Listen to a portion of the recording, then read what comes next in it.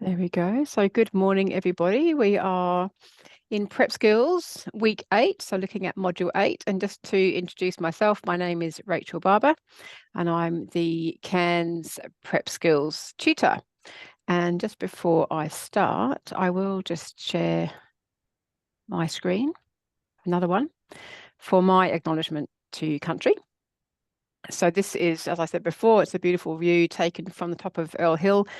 So I'm up in Cairns on the traditional land of the Gomeroi Warrabara Yidinji, the Yuwaganiji, and the Jabbergai people in our area as well. So I would like to respectfully acknowledge the traditional custodians of the many lands on which we all meet today. And I recognise the First Nations people ongoing connection to place and to learning on these lands that have been there for thousands of years. So pay my respect to all First Nations people and their elders, past, present and future.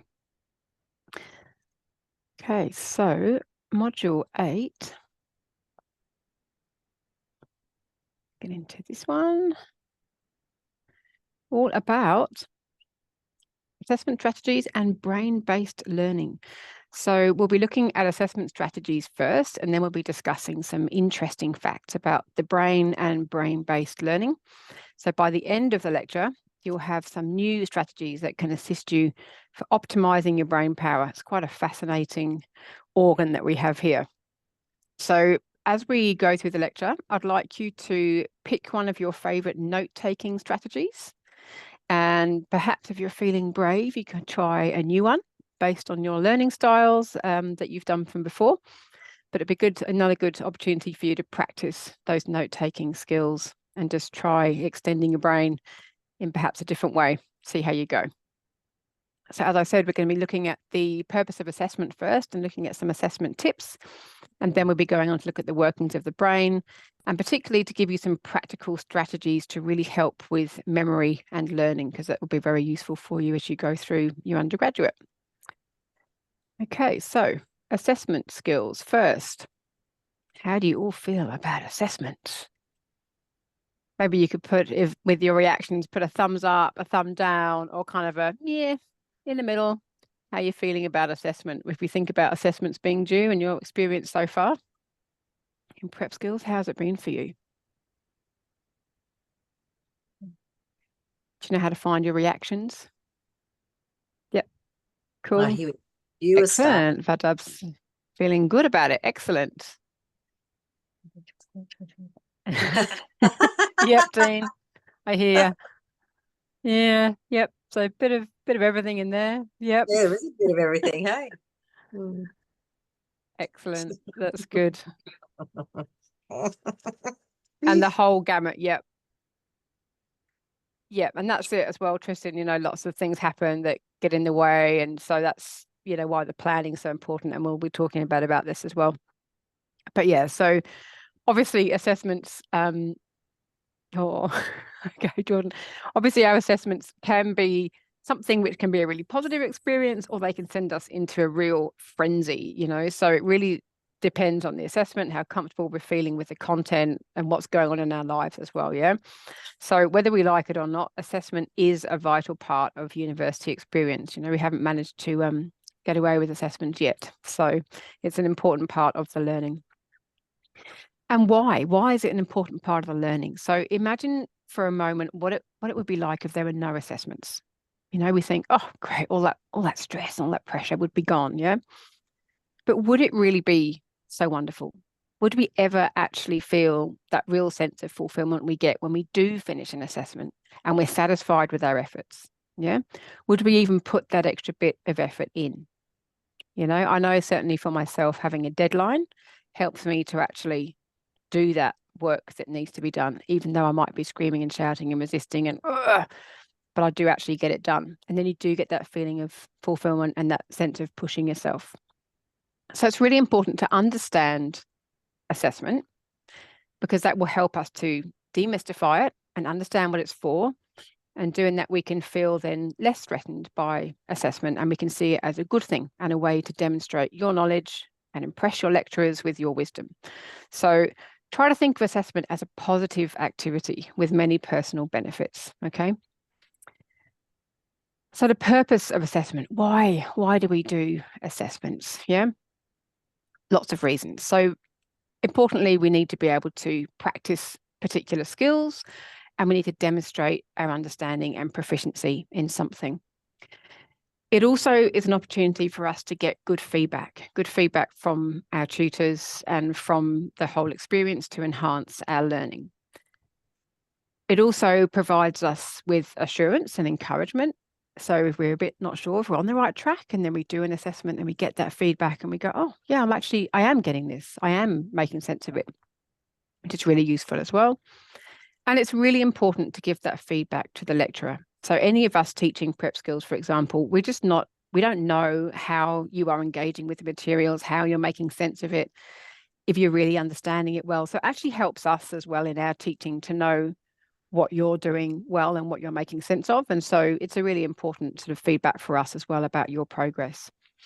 So without that assessment, study could be a real anticlimax and could leave you feeling somewhat disgruntled and not really knowing where you are.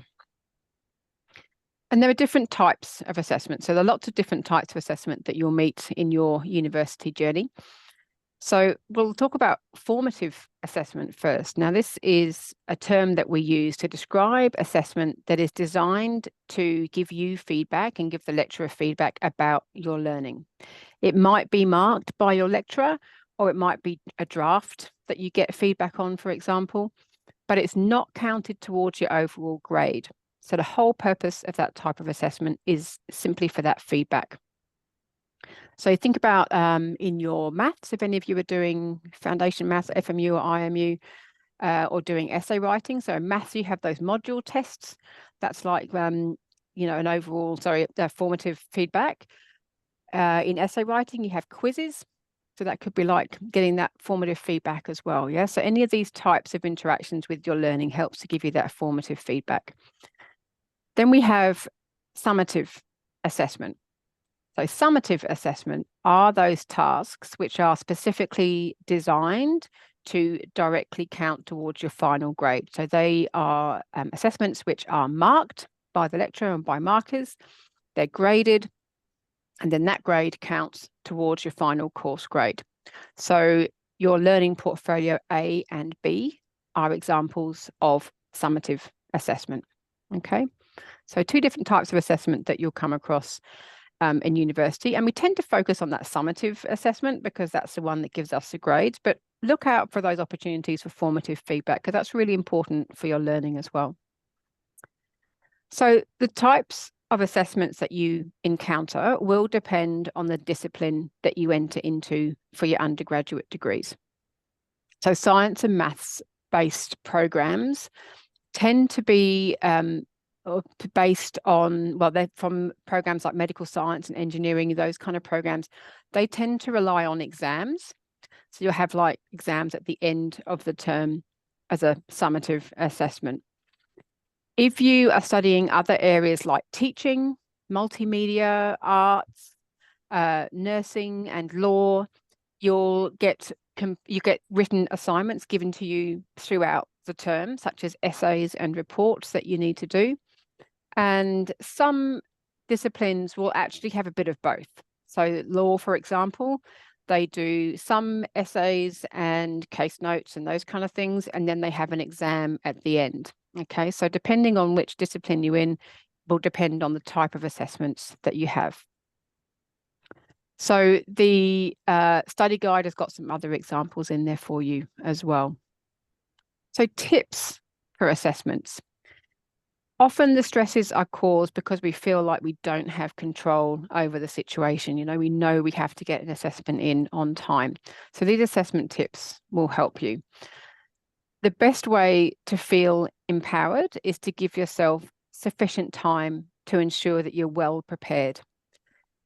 To be well prepared, you need to be really clear about the tasks that you have ahead of you. Be really aware of the assessment task details. So make sure that you read those assessment instructions, the marking criteria, read those really carefully and unpack them if you like to sort of understand what the details are in the assessment. Take advantage of all the resources that are provided for you. So your lecturers will generally provide you explanatory material or sort of additional material to help you, maybe some templates and a bit of a short video. Sometimes lecturers will put that up to explain the assessment. So make sure you look at all of those things to help you understand the assessment itself.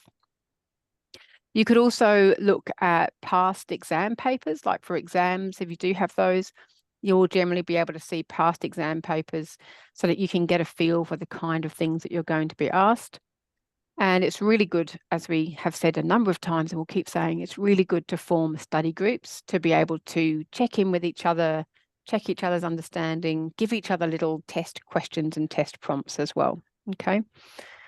So a few little tips to help you with assessments. Now, feedback is a really important part of our learning. All right. So being part of being a mature student means being able to accept and appreciate constructive feedback and criticism. Okay. So try not to take the lecturer's comments personally when you look at your feedback on assessment tasks. So have a mindset of, I'm going to learn from this feedback, use it to learn, rather than getting upset about it. I know that there are some students that don't even look at their feedback. They just go, nope, I just want to look at the grade. And then that's it. I'm not going to look at the feedback, because they don't want to have to perhaps look at areas that they might need to change. But it's really not, you're missing out on the learning there. So really use the opportunity for feedback to learn more. So, you know, using good time management, we've talked about time management skills and prep skills already. We've also talked a bit about, you know, managing stress and stress management. So both of those things together, using good time management will really help you to get the best chance of, you know, spending quality time on your assessment. And it will also help to reduce that stress.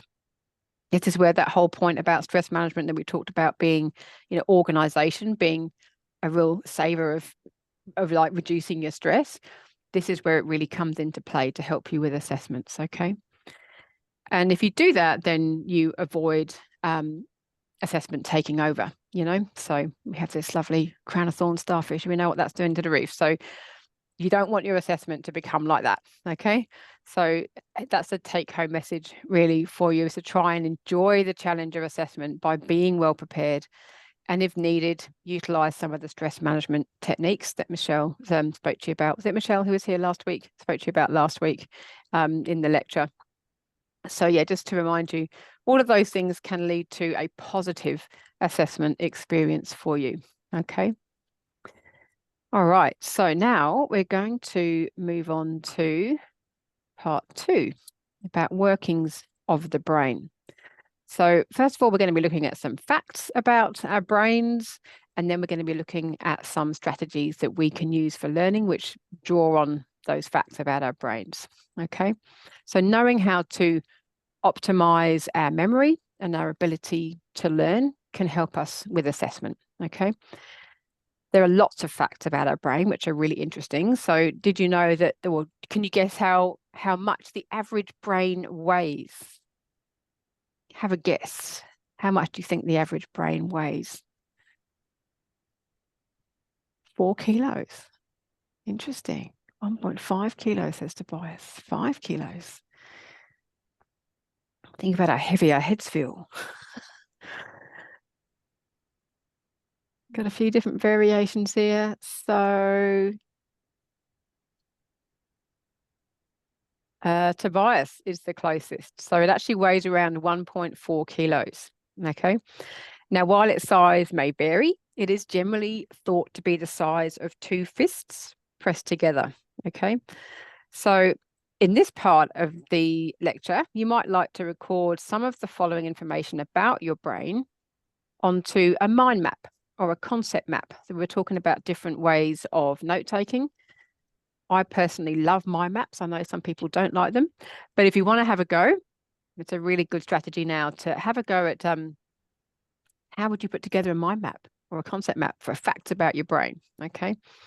Pick obviously the way that works best with your learning preferences, but this is moving into a new part of the lecture. You might want to start some new notes here.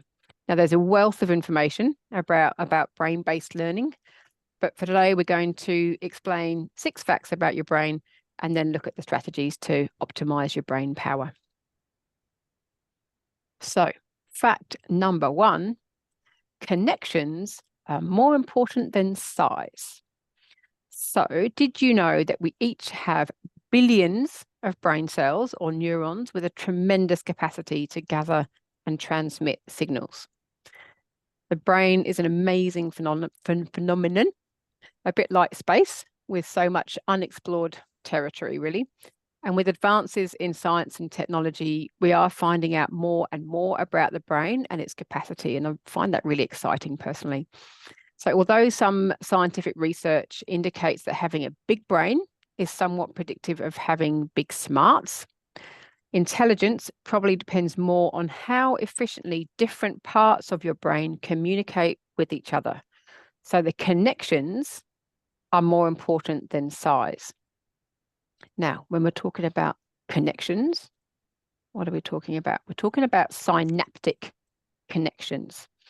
So our billions of neurons in our brains are connected by synapses or connections to other neurons, which communicate with one another through long fibers called axons. Did you know you were going to become brain scientists doing PSU? So many neuroscientists, those who study the brain, are of the opinion that the complexity of cellular and molecular organization in these neural connections or synapses is what ultimately determines a brain's computational capacity. Okay, so those connections and the fluidity between all of those connections are what helps us to build our computational capacity. All right. So it's like inside our brains, we all have this mini universe inside our head.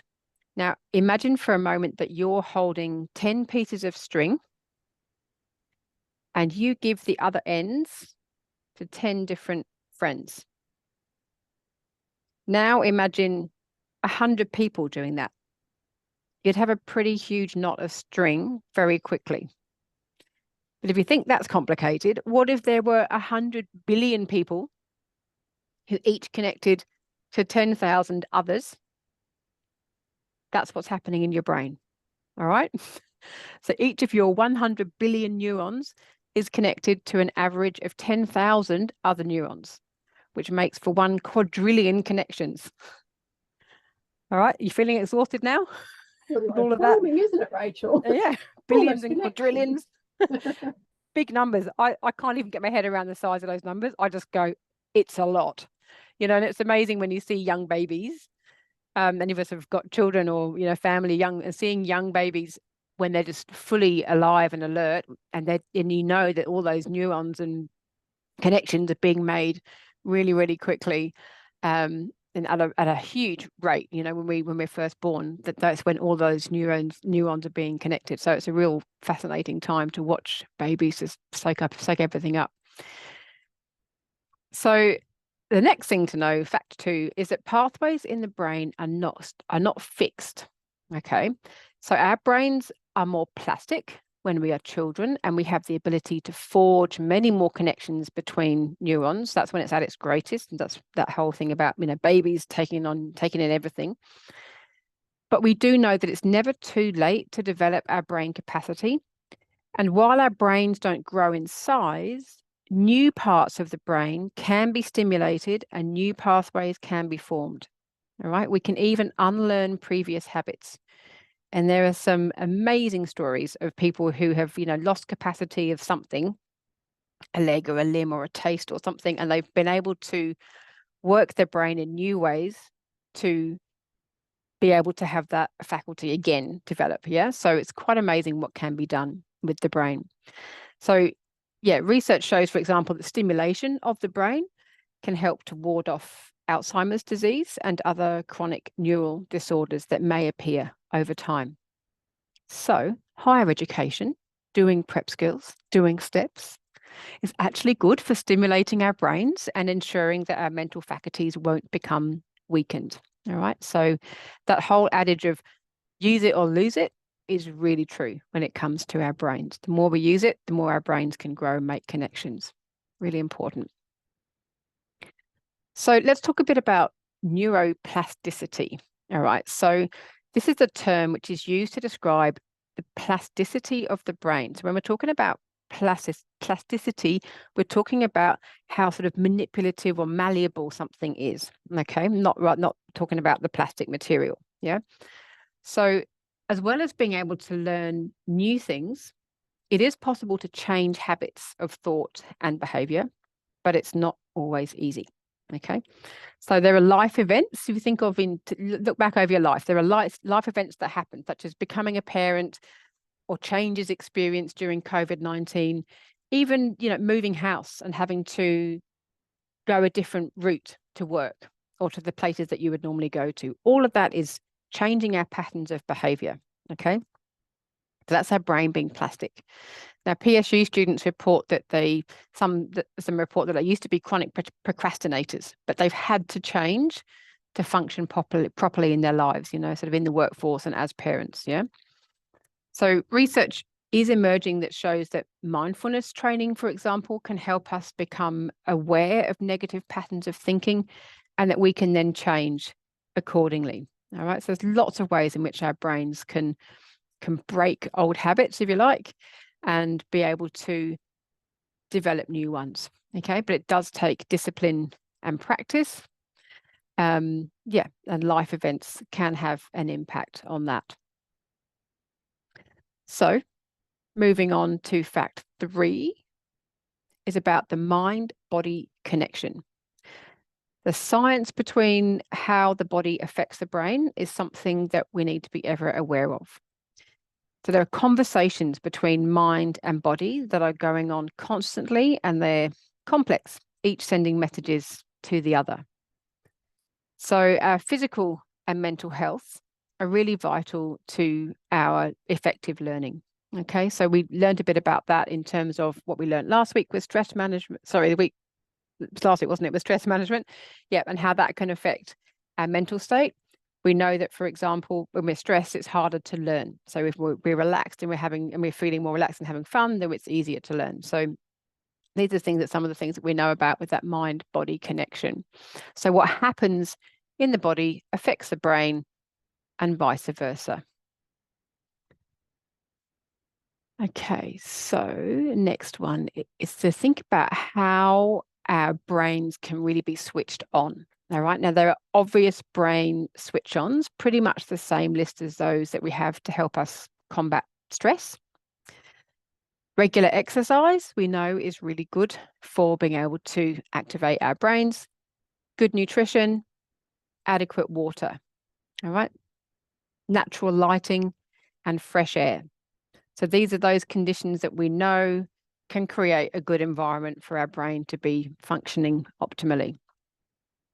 And then there's other things like relaxation and meditation, spending outside time with nature, and even surrounding ourselves with pleasing colors and visuals can help as well. Adequate sleep is also really important, especially rapid eye movement sleep.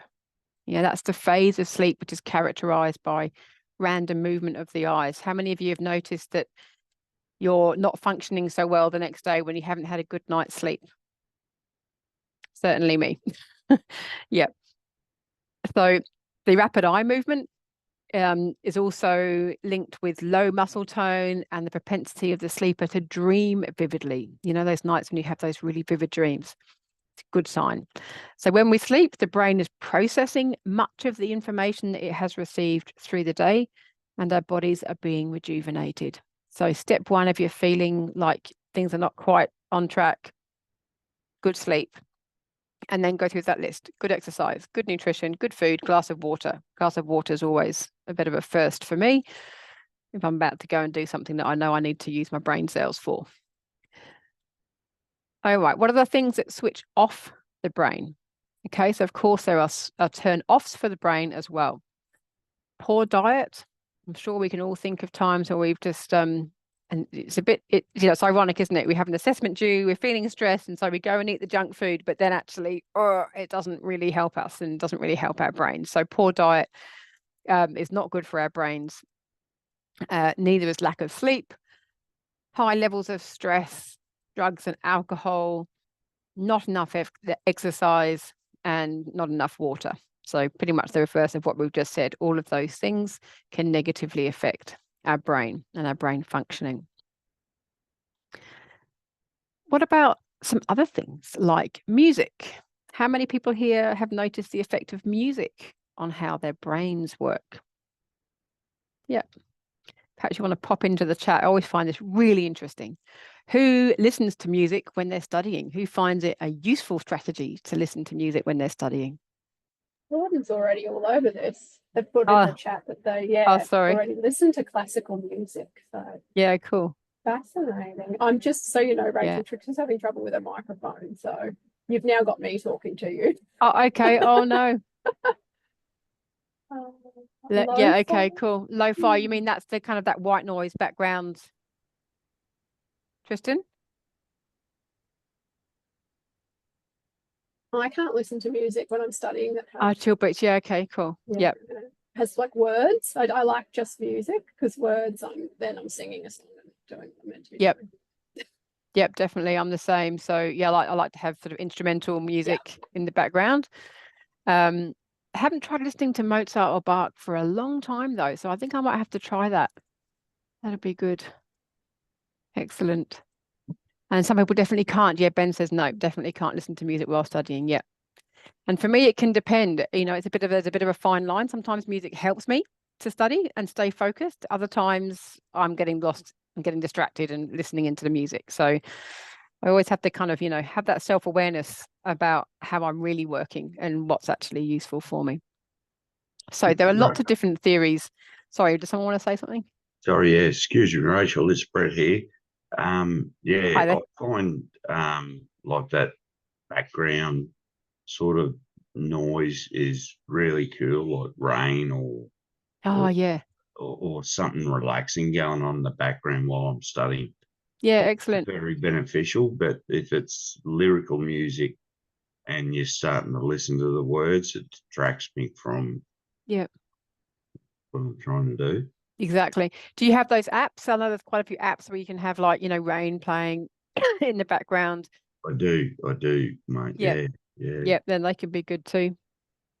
Lots of different options, and some of them you look at and you think, gosh, how can people listen to that when they're studying? But it's whatever floats your boat. It's got to be sort of work for you, doesn't it? So yeah, exactly. Yeah. Thank you. No worries. Jordan says M&Ms are huge. No, yeah, I'm sure.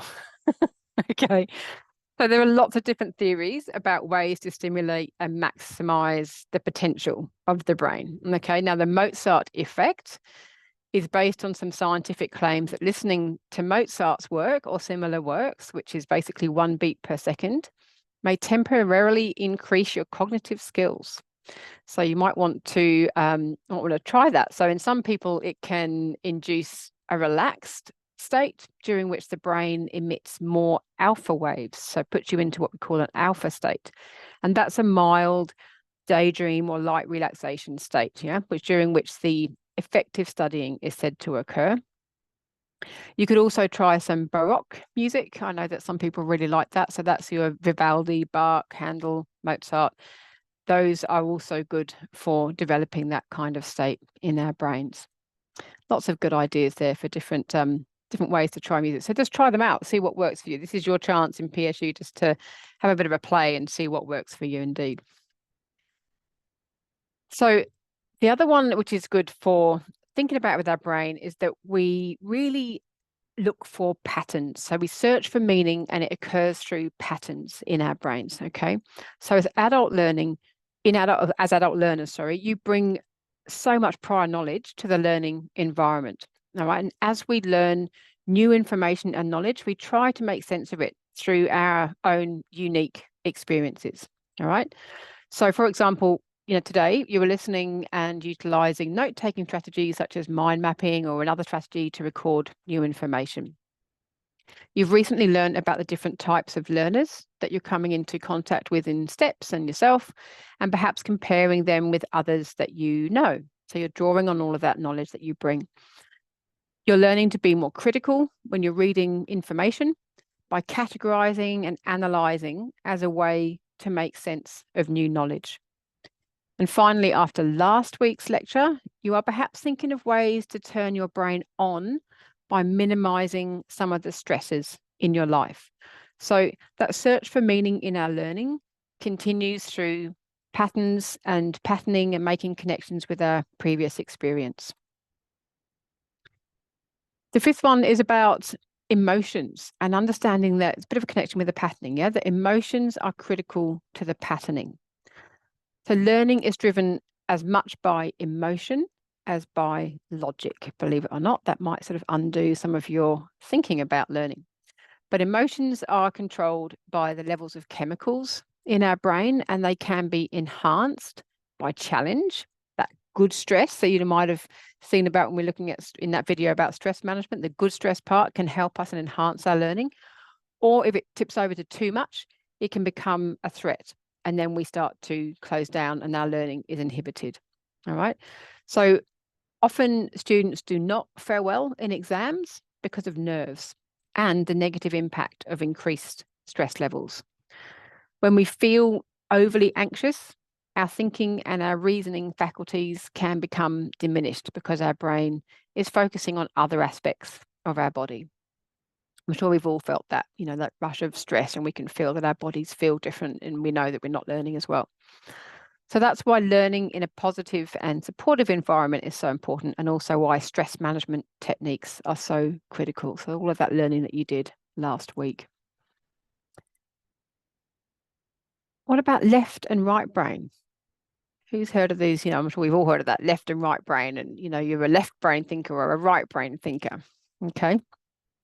So are there really differences between the left and right hemisphere of the brain? So it's commonly believed that the right hemisphere of the brain is the creative, emotional, intuitive, global side. How many global learners do we have here from that learning exercise we did? Pop your hand up if you're a global learner. Yeah, I'm a bit about, you know, preferences, scale. Yeah, a mix, exactly. Yeah, bit of a mix too. So, yeah, it's commonly believed that the right side of our brain is more that sort of, you know, global side, whereas the left side of our brain is typically understood to be that logical, sequential, analytical side. So, any of those sequential learners in our group? Yep, got a few there. Great, exactly. So obviously, in reality, we are on a bit of a scale, and we can develop skills and strategies to support us to build those capacities on both sides, because it is a bit of an oversimplification. Yeah. So the research actually shows that there's a considerable crossover between the two hemispheres of the brain in every task that we perform. But we can talk about types of thinking, and both types are really important in a university setting. Yeah, so if we're too sequential, we might find it hard to think laterally, and vice versa. We need to have a good balance in both spheres in order to really problem solve. All right, so it's important to remember that every brain is uniquely organized, meaning that we need to each discover the many ways that assist us in learning and that suit us best. Okay. So the right brain preference, we think about the right brain as symbolically being that part of us which is more likely to relate to diagrams and pictures.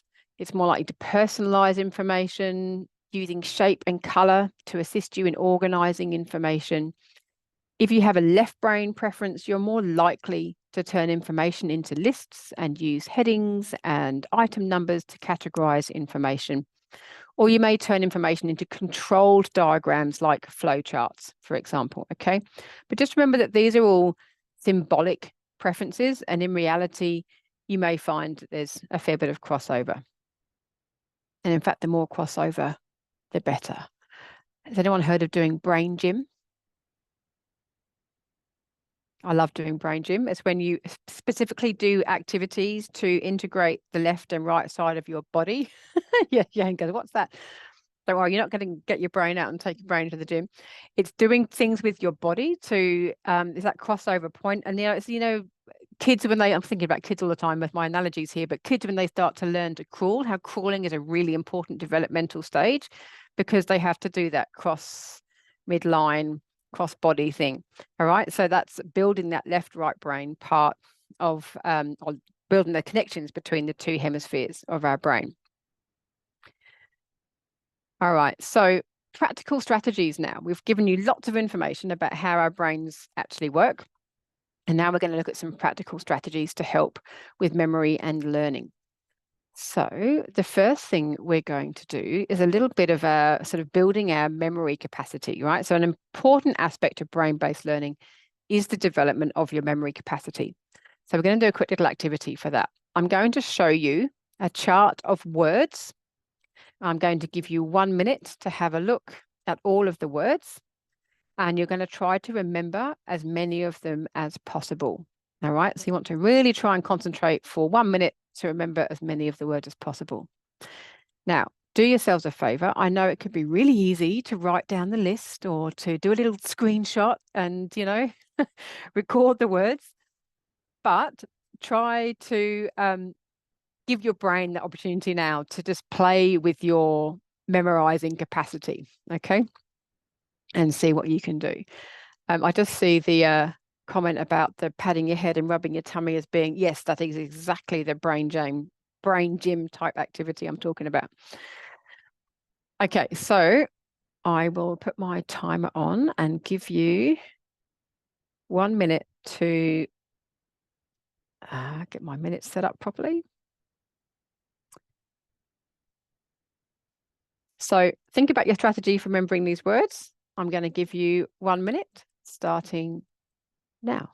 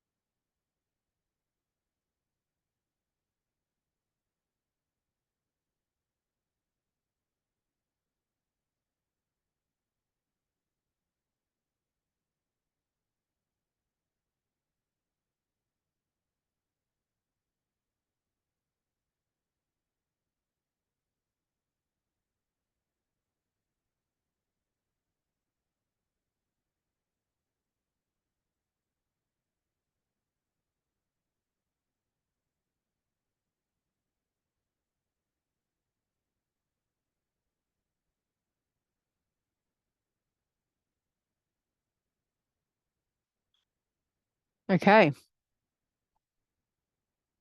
Now, get a piece of paper.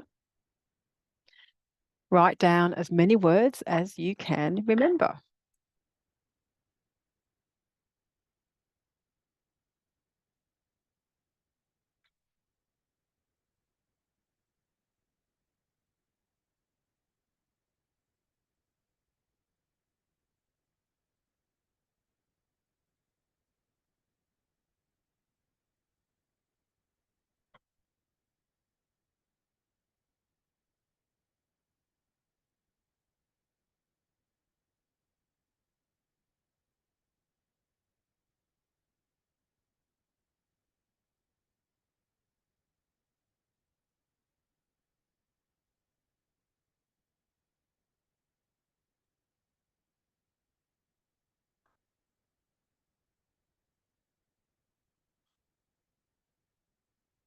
All right.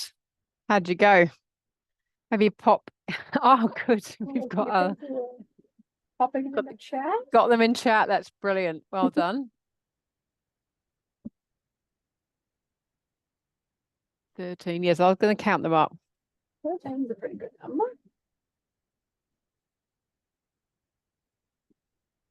15, 19. Linda. 19. Oh, Linda, you have to share your memorizing tips there, I think.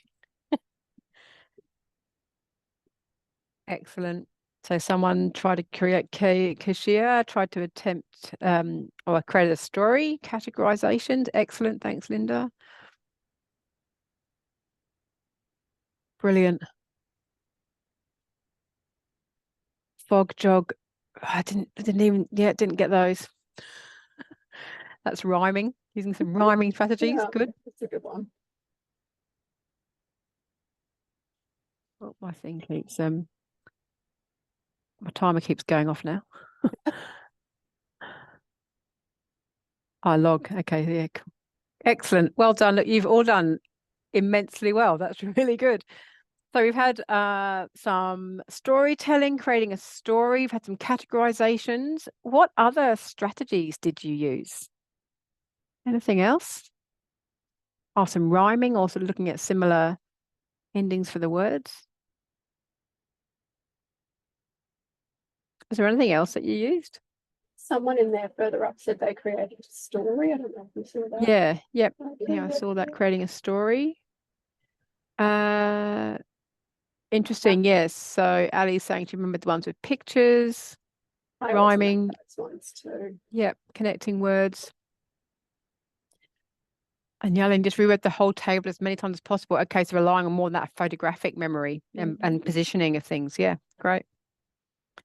Excellent. Lots of great strategies. Yeah. So repetition may have been a strategy. An entertaining strategy may have been the use of story making. Yeah.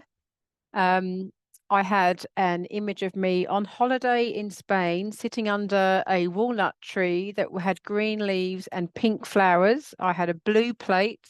I was eating a jam sandwich with some cheese on the side, and I was looking at a holiday brochure about India, and I could see my hand in front of the India sign on the magazine. So I fully went with the visuals and creating a little story for myself. Yeah, so lots of good strategies. Yeah, thanks, Trixie. Yeah, great. So there's other ways that, you might have relied on rhyming words. Some of you were doing that, which is great, or any other meaningful way that you could to create those visual clues. Yeah, so we can deliberately make things silly or funny as well to help us remember it. And in fact, I think the sillier and funnier it is, and the more kind of absurd, the more we're likely to remember it. Yeah. So you can really have some fun with some memorizing strategies.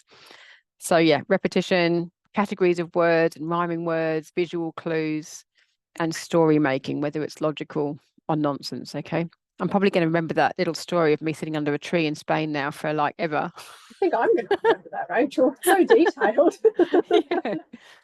I just kept layering up the pictures, So yeah. And that's how memory works. You will have noticed that from that little experiment with yourselves as well. So if we think of training our brains to commit things to memory, there are 3 stages of this process.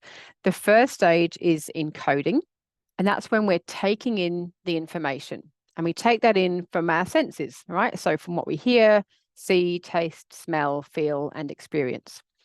So changing it in a way that makes meaning helps us to then have that encoding really well set in. The next step is storage.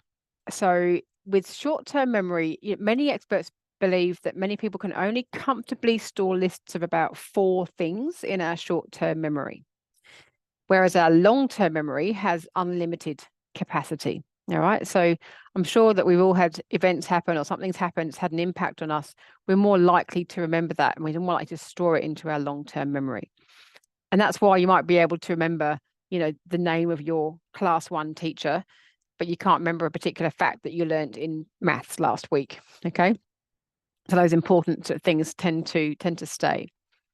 So the last important thing to know about memory in that last stage of putting things into our memory is retrieval. Okay.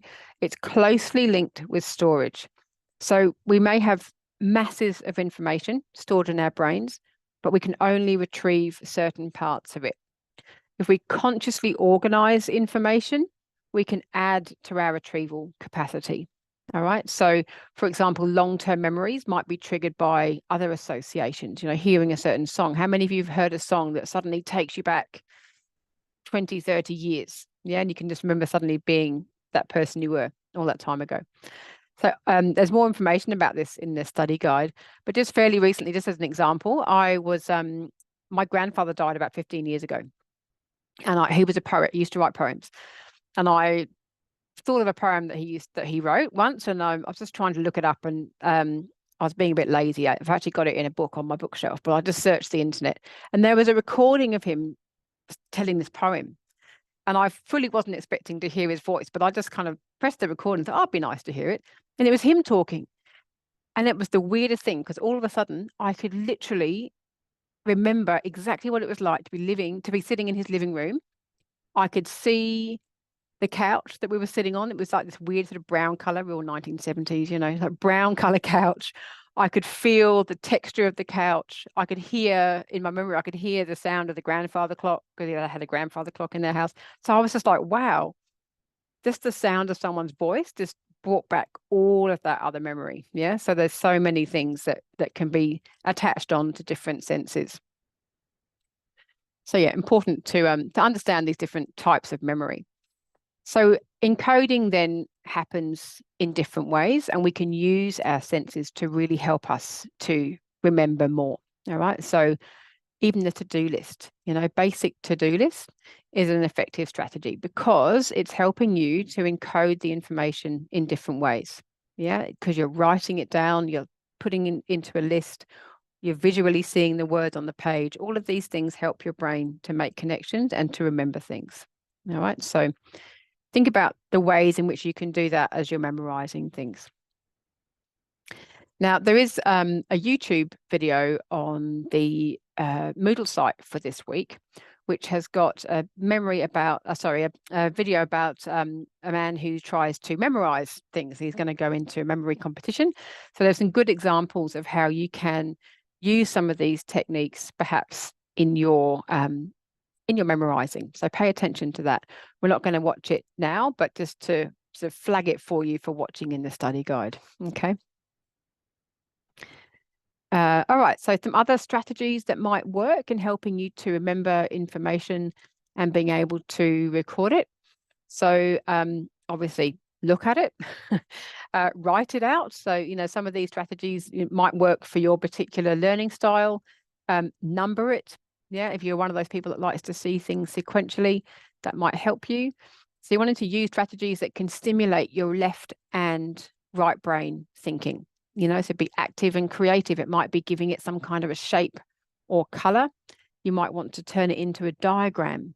You might want to say it out loud or sing it. I've anyone done any songs for science concepts or anything?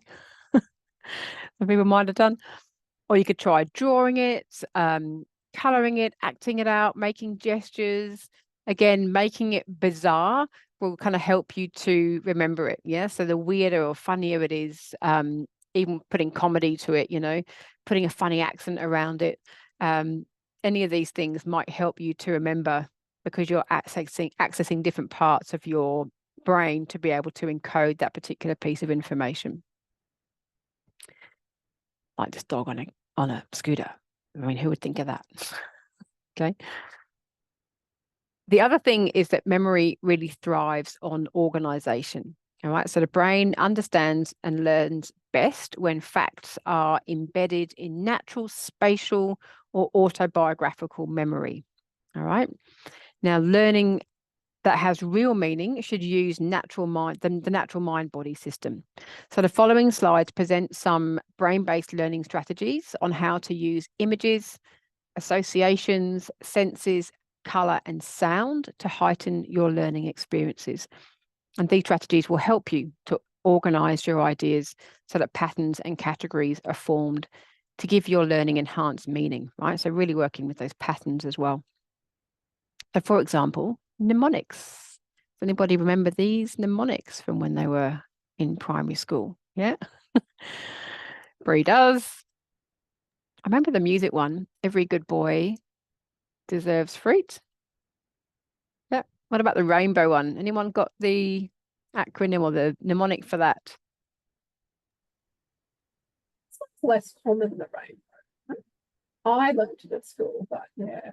The only reason I know this one, the only reason I know it, sorry, is because I heard a kid story recently when it was a story told using this Roy G. Biv thing. Yeah. Good cow eat green cars. Oh, gosh, okay. Oh yeah, the quick brown fox jumps over the lazy dog. That one apparently is got every letter of the alphabet in it. Is that right? Which is why the kids use it for practicing writing. My kids had to learn that and they had to write it out. I didn't know that. Yeah. Well, a few people with never eat soggy Weet-Bix. Weet-Bix, yeah. Yep, definitely. Yeah, they're great. My mum is a kindy teacher, and when I was a kindy teacher, but when I was a kid, she used to make mnemonics up for everything I couldn't remember. She'd come up with a mnemonic for me. So cool. I wander around in life having mnemonics running through my head. Do you still have them now? Do you still access those? They're stuck in there. Yeah, cool. Yeah, she made me one for I couldn't spell elephant and a couple of other words when I was a kid, and she made them up for me. And still, when I go to spell certain words, I do it in my head. Cool. It's really stuck in there. That's a good one for spelling, actually. Yeah, good. Anyway, so the rainbow one is Roy G. Biv. Angry elephant in orange underpants. Okay, for vowels. Excellent. Haven't seen that one. Yep. Very good. Cool. So they can be really useful, and they're particularly useful in the sciences and for remembering technical terms. Now, I don't know if anyone's going to be going into any kind of science where they'll be learning the facial bones. Anyone doing anything medical sciencey or wanting to head into that kind of area? Yeah, Tristan? Maybe, and Linda, yes. Excellent. So this one might be one that you'll want to remember. 8 facial bones. How would you possibly remember all of those? Here's a little mnemonic that you can use perhaps to remember it, and it goes like this. Virgil cannot make my pet zebra laugh. What do you reckon? With the image of the zebra, image of the clown, could help us as well to access all those different, or use different parts of our brain to remember things. Wrist bones, yes, right, okay. Excellent, very good. Yep, so a few different strategies there. So the other one is using mapping tools. I really love doing this myself. So we can use various mapping tools, visual mapping tools, to help us think laterally and sequentially at the same time. So it really encourages that whole brain thinking, so the global and sequential together. And research shows that the use of visual mapping tools can promote deep learning, because when students illustrate complex sets of relationships diagrammatically, they're more likely to understand relationships and remember them. All right, so this was definitely my technique for memorizing for exams. When I was at uni, I did mind maps and had connections going between things, and I just memorized that. It's a lot easier for me to remember, and shows how ideas can connect. And importantly, you can really show lots of information in an economic way. So like on one sheet, you can show lots of information. So some of these tools might look a little bit like this. So here's this one example of clustering, where you have a central idea, and then you come up with associated ideas that are connected by a series of lines and branches. All right. We might want to try being guided by these W or H or WH questions. So the how, what, why, we've got who, where, when. They're also useful for helping us to attach information to. Otherwise, there might be another way to do it is concept mapping. It's a bit more sort of organized, and that's another way to represent visual information. And you can, similar to mind maps, I mean, they're good for developing our creative as well as logical ways of thinking. And you can use them to remember large amounts of information just by using sort of keywords and dot points. But they're also really useful for planning tools for essay writing and report writing. So, definitely coming up with a bit of a concept map before you're about to start writing an assessment can be a really good strategy to help sort of keep on track. If that's all a bit too global for you, you might like something a bit more ordered and linear. So depending on your preferred learning style, you might like to prefer a flowchart type ordering of information to record your information. And you'll find many computer programs that can do this for you, and apps that can generate these for you as well. So they can be really useful, again, for studying for exams, particularly for these like biological sciences type bits of information. Using shape and color can be another really powerful tool for enhancing memory and creativity. So without the use of color, so Tony Buzan was a man that created the whole, or looked a lot into the mind maps and how they work. He believes that our brain becomes bored and that it tunes out pretty easily and turns off and goes to sleep if we don't use color and shape as well. So he really believes that color allows us to kind of escape the dangers of what he calls a monochrome monotony. All right. So by having some shape and color around can again help to enhance our brain functioning. So in summary, we've looked at lots of things today, but we looked at the importance and purpose of assessments and how you can be really proactive in your approach to preparing for assignments and exams. We've covered some background information about the workings of the brain. You are all about to become brain neuroscientists now with this information. And that will help you to, we're looking at strategies to help you to develop your learning potential and really work with our workings of the brain so that you can feel more confident when you approach assessments. So now again is a time to really explore and experiment and play around with this. So be creative now and experiment with some of these approaches that we've presented today so that you can then develop your own learning and memorization strategies as you move forward into your undergraduates. Okay. So a bit of reorienting back to then assessment, because now we feel really positive about assessment, we can look at LPB and look at the Module 8 tasks. So remember that for this task, you need to download your template, download the task instructions, make sure you've got those and access them to keep you on track. But just a bit of an overview here. The first question talks about your understanding of formative assessment and to give an example of how formative assessment has helped you in any learning experience in the past. Secondly, understanding brain plasticity, so describing how you understand that and the application to your learning. So how do you think you might be able to use some of that knowledge now about how your brain works? And then the last one, principle of brain-based learning. So understanding brain-based learning, how does that help you to prepare for assessments? And can you think of an example? And then the last question is around strategies to help with memory. So we can imagine that if you're going to be going into an exam, which strategies would you use that we've talked about to help you with your memory?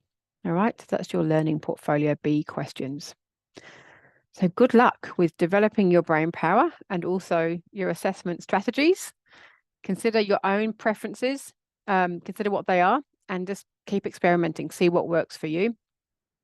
And yeah, you may think that something now isn't going to work for you, but then you give it a go and you go, wow, that was really great. So I had an example of that with getting some butcher's paper and mapping out something I was working on, and I was kind of getting a bit stuck and struggled, and then I just had some colors and post-it pads and mapped it all out onto some butcher's paper.